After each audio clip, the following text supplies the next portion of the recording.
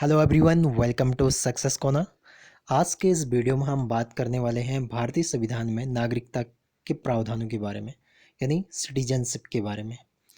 तो वीडियो शुरू करें उससे पहले अगर आपने चैनल को लाइक नहीं किया या सब्सक्राइब नहीं किया है तो प्लीज़ सबसे पहले सब्सक्राइब जरूर कर लीजिए। तो शुरू करेंगे आज का वीडियो।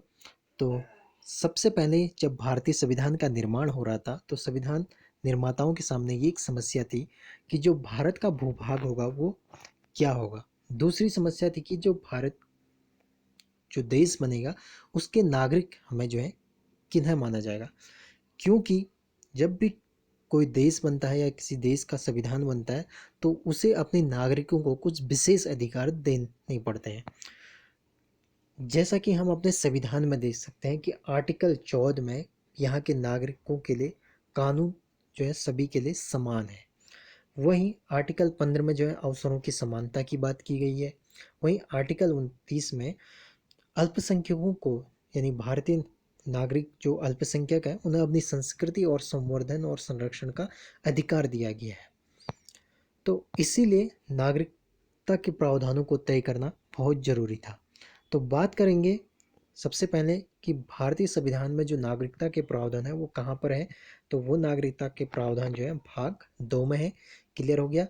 और दूसरी चीज, कौन से कितने अनुच्छेद तक हैं, तो वो आर्टिकल 5 से लेके 11, यानी अनुच्छेद 5 से लेकर 11 तक भाग 2 में नागरिकता के प्रावधान है। आगे बढ़ते हैं। तो इन प्रावधानों को हम जानेंगे दो पार्ट्स में। पहले पार्ट्स में हम जानेंगे 5 to 8 और दूसरे पार्ट में जानेंगे आर्टिकल 9 to 11। अब 5 से 8 तक के जो प्रावधान आते हैं इसमें नागरिकता के अर्जन के बारे में, यानी नागरिकता किस प्रकार से प्रदान की जाएगी इसके बारे में हमें जानकारी मिलती है। वहीं 9 से लेके 11 तक में जो है नागरिकता प्राप्त होने के बाद जो है क्या होगा उसके बारे में बताया गया है। तो सबसे पहले बात करते हैं अनुच्छेद 5 यानी आर्टिकल 5 के बारे में।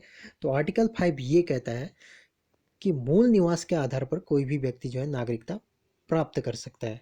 तो कैसे? अगर कोई व्यक्ति भारत का मूल निवासी है तो वो भारत की उसे जो है नागरिकता प्राप्त होगी, या फिर उसका जन्म भारत में हुआ हो, या उसके माता पिता में से या फिर उसके ग्रांड मदर या फादर में से किसी का भी एक जन्म जो है भारत में हो तो भी उसे भारत की नागरिकता मिलेगी, या संविधान लागू होने के 5 वर्ष पूर्व से वह भारत में रह रहा हो। नहीं, संविधान हमारा जो है 1950 में लागू हुआ था, तो उससे 5 साल पहले यानी 1945 से जो भारत में रह रहा होगा वो भारत का नागरिक होगा। तो अब यहाँ पर बात करते हैं कि मूल निवासी कौन है। तो मूल निवासी वो है जहाँ पर आप एक लंबे समय से रह रहे हैं। अगर आप कुछ सालों के लिए जॉब करने के लिए किसी दूसरे देश में चले जाते हो तो उसका मतलब ये नहीं कि आपका मूल निवास बदल जाएगा। आपका मूल निवास वही रहेगा जहाँ पर आप वापस रहने के लिए फिर से आते हैं।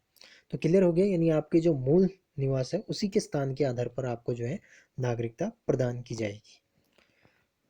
अगला आता है आर्टिकल 6।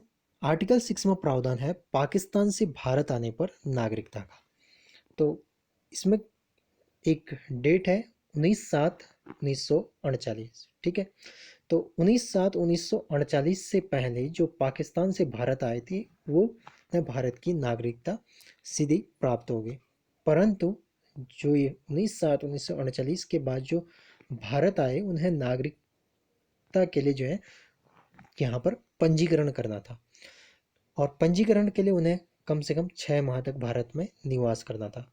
तो दो चीज़ें होगी, 19/7/1948 से जो पहले आए वो उन्हें भारत की नागरिकता ऑटोमेटिकली मिल गई, और जो उस डेट के बाद आए उन्हें जो है पंजीकरण द्वारा जो है नागरिकता प्रदान की गई। अब बात करते हैं आर्टिकल 7 के बारे में। तो आर्टिकल 7 में है कि भारत से पाकिस्तान जाने पर नागरिकता। तो इसे समझिए, यानी जो भारत से पाकिस्तान जा रहा है उसके लिए नागरिकता। तो इसमें भी एक डेट आती है 1/3/1947। ठीक है। 1/3/1947 को जो भारत से पाकिस्तान चला गया, ठीक हो गया, उसे भारत की नागरिकता जो है नहीं मिलेगी।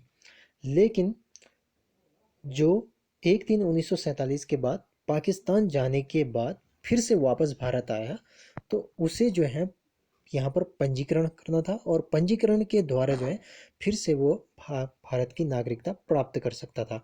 तो इस आर्टिकल की सहायता से जो लोग भारत से पाकिस्तान गए थे और फिर वापस भारत आए, उनके लिए नागरिकता का प्रावधान रखा गया है।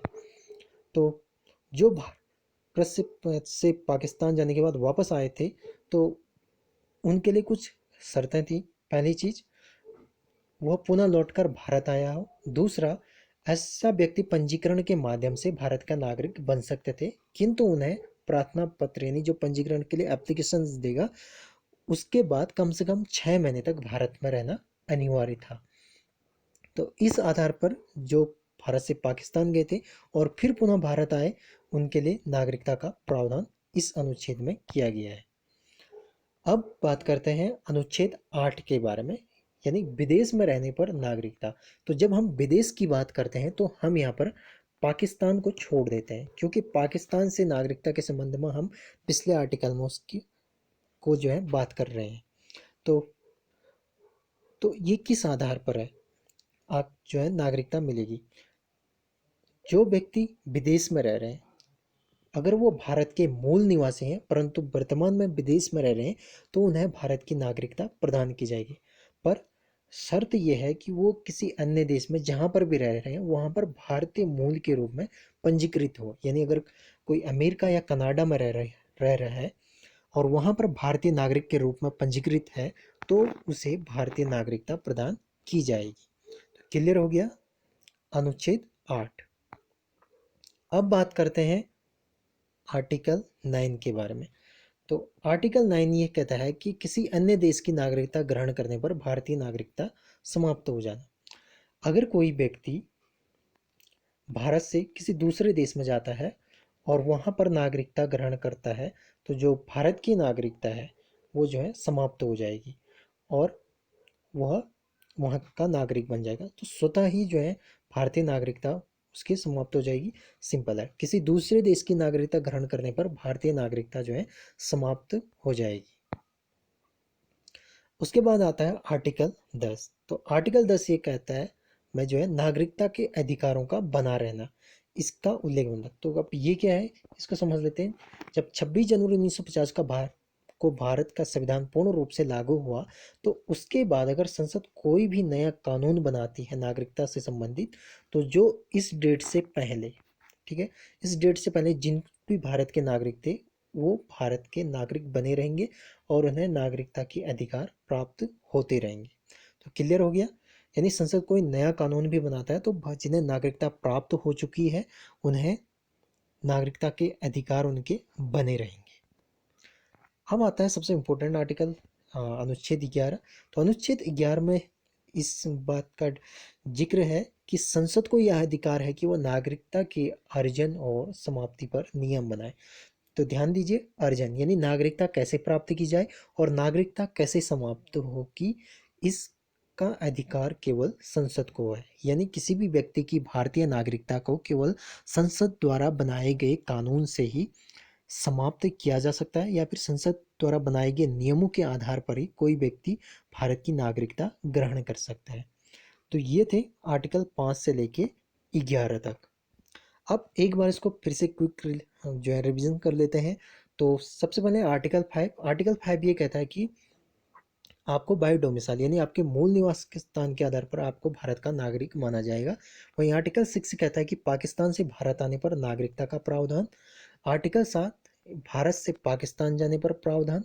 और आर्टिकल 8 कहता है अगर कोई विदेश में रह रहा है तो उसके लिए नागरिकता का प्रावधान। आर्टिकल 9 अगर कोई दूसरे देश की नागरिकता ग्रहण कर लेता है तो उसके लिए नागरिकता का प्रावधान। आर्टिकल 10 अगर कोई भी नया संसद कानून बनाती है तो फिर भी नागरिकता के अधिकार बने रहेंगे। आर्टिकल 11 कहता है कि किसी भी व्यक्ति की जो नागरिकता है उसको अर्जन या निसर्जन यानी उसकी नागरिकता छीनने का अधिकार केवल जो है संसद को है। यानी संसद के द्वारा जो बनाए गए कानून है उन्हीं के आधार पर जो नागरिकता प्राप्त की जा सकती है और उन्हीं नियमों के आधार पर किसी की नागरिकता छीनी जा सकती है। तो ये थे आर्टिकल 5 से लेके 11 तक भाग 2। तो उम्मीद करते हैं आपको ये वीडियो पसंद आया होगा। तो चैनल को जो है सब्सक्राइब करिए, लाइक करिए और जो है शेयर करिए। तो मिलते हैं अगले वीडियो में, तब तक के लिए धन्यवाद।